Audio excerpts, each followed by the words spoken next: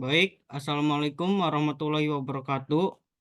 Kami dari kelompok 2 ingin mengucapkan terima kasih atas kesempatan yang diberikan kepada kami untuk berbagi informasi penting dengan Anda semua hari ini. Kami telah bekerja keras untuk menyusun presentasi yang informatif dan inspiratif tentang judul yang akan kami presentasikan yaitu kalimat.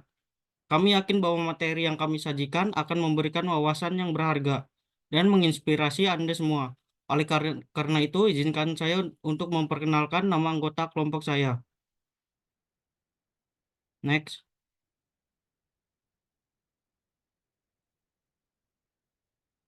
Yang pertama ada Andre Saputra dengan NIM 12210414. Yang kedua ada Bayu Prasetya dengan NIM 12210744. Dan saya sendiri Raffi Ajmi Rajan dengan NIM 12210754. Dan ada Ina Abdul Nasir dengan NIM 12210584. Next.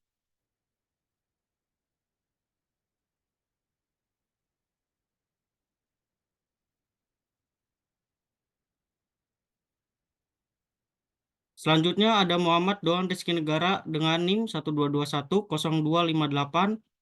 Ada Fajri Altandrian dengan NIM 12210786. Ada Iksan Permana dengan NIM 12210480. Dan Gary Islami Gunawan dengan NIM 12211446.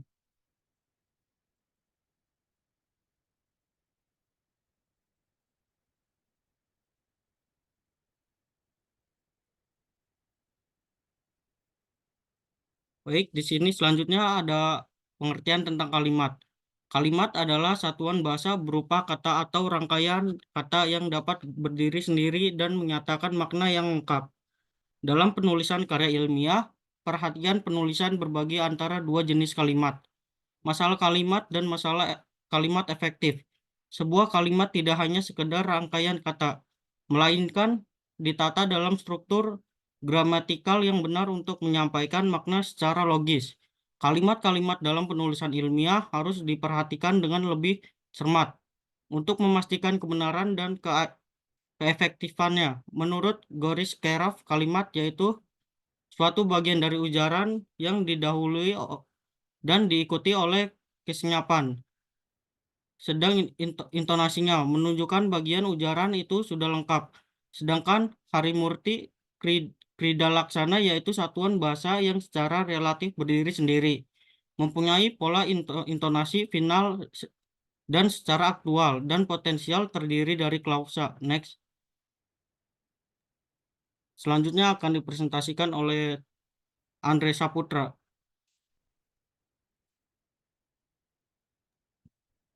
Baik, selanjutnya adalah pola dasar kalimat. Kalimat yang paling dalam bahasa Indonesia hanya mengandung dua unsur, yaitu S dan P. Objek. Sedangkan kalimat merupakan topik pembicaraan, sedangkan predikat P. Menerangkan tentang subjek, namun kalimat kadang-kadang disertai dengan pelengkapan yang disebut juga dengan objek O. Contoh kalimat berikut ini. 1. Andi lelah tertidur. 2. Andi lelah menulis surat.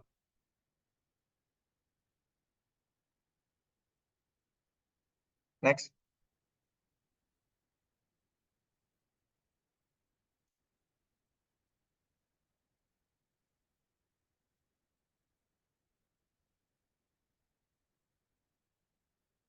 Makna kalimat. Pembahasan terdahulu, pembicaraan tentang kalimat ditinjau dari segi bentuknya. Pembahasan selanjutnya akan membicarakan kalimat ditinjau dari segi maknanya. Nilai komunikatifnya ditinjau dari segi maknanya. Kalimat bedakan menjadi 4. 1. Kalimat bertiga. 2. Kalimat tanya. 3. Kalimat perintah. 4. Kalimat efektif.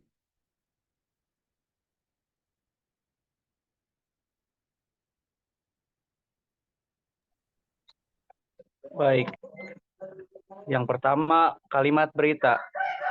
Kalimat berita atau deklaratif adalah kalimat yang memberitakan sesuatu kepada pembaca atau pendengar. Sebagai contoh berikut ini, yang pertama, tadi malam terjadi kebakaran di Jalan Jenderal Sudirman. Kedua, memukau sekali penampilan kamu di panggung tadi malam. Dan yang ketiga, tahun ini film Gladiator mendapat predikat sebagai film terbaik. Next.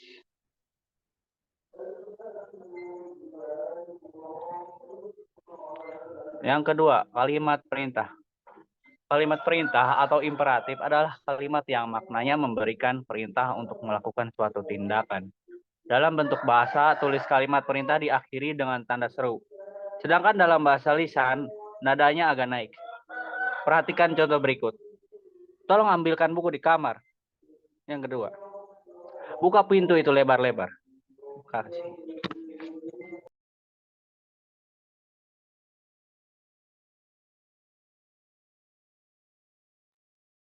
3. Kalimat tanya.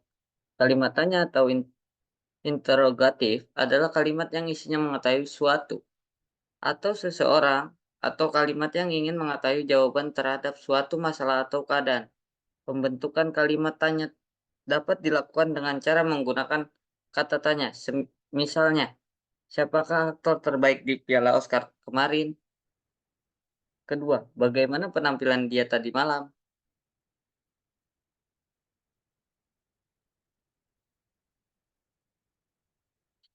4. Kalimat empatik. Kalimat empatik adalah kalimat yang memberikan penegasan kepada subjek. Penegasan itu dilakukan dengan penambahan partikel lah pada subjek atau menambahkan kata sambung yang di belakang subjek. Contohnya, tidak menyebab kesalahpahaman itu. Menjadi idalah yang menyebabkan kesalahpahaman itu. Kedua, buruh pabrik memprotes kebijakan upah maksimum regional. Menjadi buruh pabriklah yang memprotes kebijakan upah maksimum regional.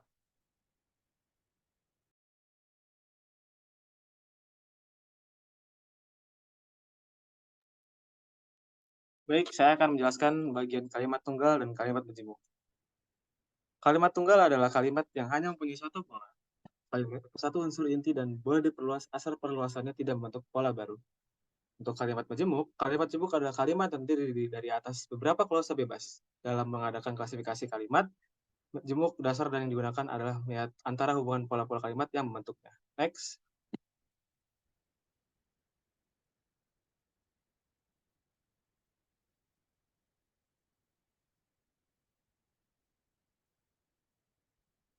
Oke, perbedaan klausa dan kalimat.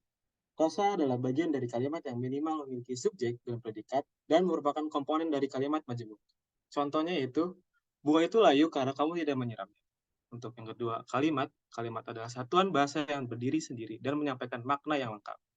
Contohnya ada di sini yaitu, saya bekerja tetapi dia duduk-duduk saja. Next.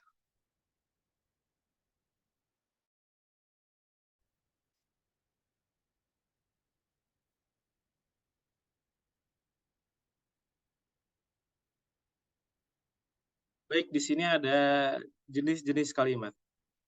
Jenis-jenis kalimat itu dibagi menjadi 6, yaitu ada jumlah klausa, yang kedua ada kalimat menurut fungsinya, yang ketiga kalimat perintah, yang keempat kalimat seru atau eksklasif, dan kelima kalimat menurut kelengkapan unsur, dan keenam kalimat menurut susunan subjek dan predikat. Untuk penjelasannya akan disampaikan oleh Iksan Permana. Terima kasih.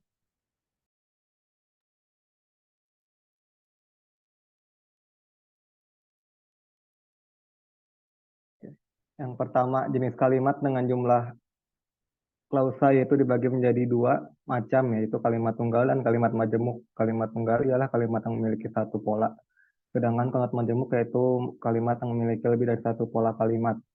Yang kedua, kalimat menurut fungsinya dibagi menjadi 2, yaitu kalimat berita dan kalimat tanya. Kalimat berita adalah kalimat yang isinya sebuah pemberitaan dan diakhiri dengan tanda baca titik. Sedangkan kalimat tanya adalah kalimat yang menggunakan kata tanya berisikan sebuah pertanyaan.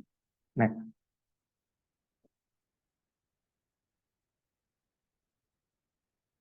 Ketiga, kalimat perintah imperatif adalah kalimat yang berisikan menyuruh atau melarang seseorang melakukan sesuatu diakhiri dengan tanda baca seru. Keempat, kalimat seru eksklamatif adalah kalimat yang berisikan ungkapan perasaan emosi yang kuat dan diakhiri dengan tanda baca seru. Next.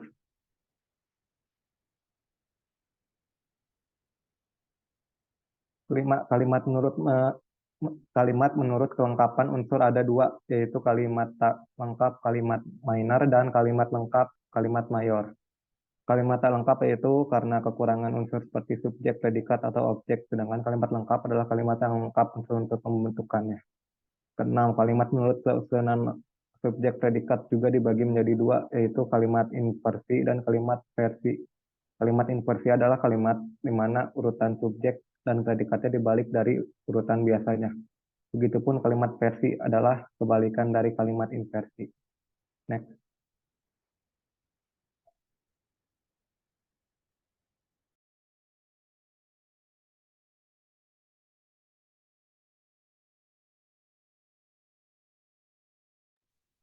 Kalimat efektif. Kalimat efektif adalah satuan bahasa kalimat yang secara tepat harus mewakili gagasan atau perasaan penulis dan harus pula dimengerti oleh pembaca sebagaimana yang dimaksud penulis. Jadi, kalimat efektif merupakan kalimat yang harus tepat sasaran dalam penyampaian dan pemberian bagi pembacanya. Secara umum, yang dimaksud dengan kalimat efektif adalah sebuah kalimat yang jelas dan mudah dipahami sesuai konteks dan situasi komunikasi. Menurut Parera, kalimat dikatakan efektif apabila didukung oleh kesepadanan antara struktur bahasa dan jalan pikiran yang logis.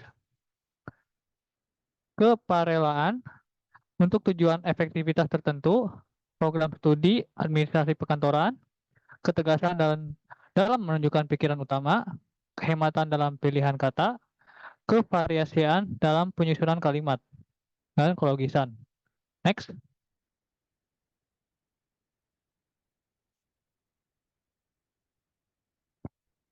Di sini ada persyaratan dan fungsi kalimat efektif.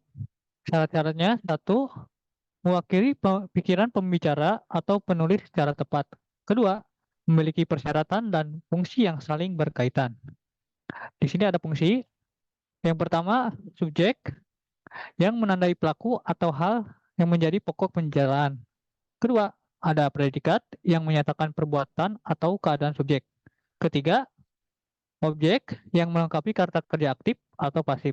Yang terakhir, ada pelengkap yang melengkapi predikat perlawanan berketerangan yang melengkapi fungsi-fungsi kalimat. Next.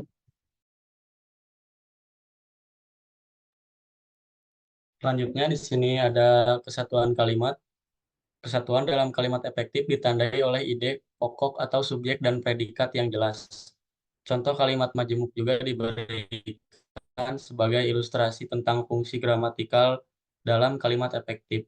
Dengan memenuhi syarat-syarat dan menggunakan fungsi gramatikal dengan tepat, sebuah kalimat dapat menjadi efektif dalam menyampaikan pikiran atau gagasan penulisnya. Kemudian ada kepaduan atau koherensi dalam kalimat.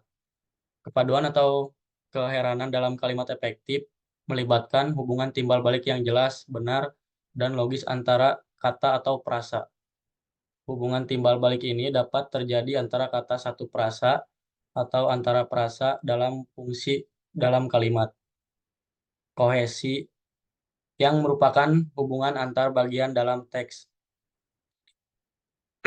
ditandai oleh penggunaan unsur bahasa yang membuat teks menjadi padu dan utuh.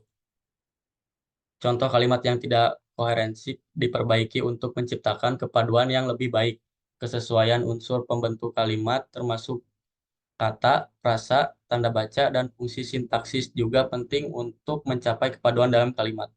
Penggunaan kata tugas yang tepat juga merupakan bagian dari kepaduan dalam sebuah kalimat. Dengan memperhatikan prinsip-prinsip kepaduan dan koherensi, penulisan kalimat dapat menjadi lebih efektif dan mudah dipahami.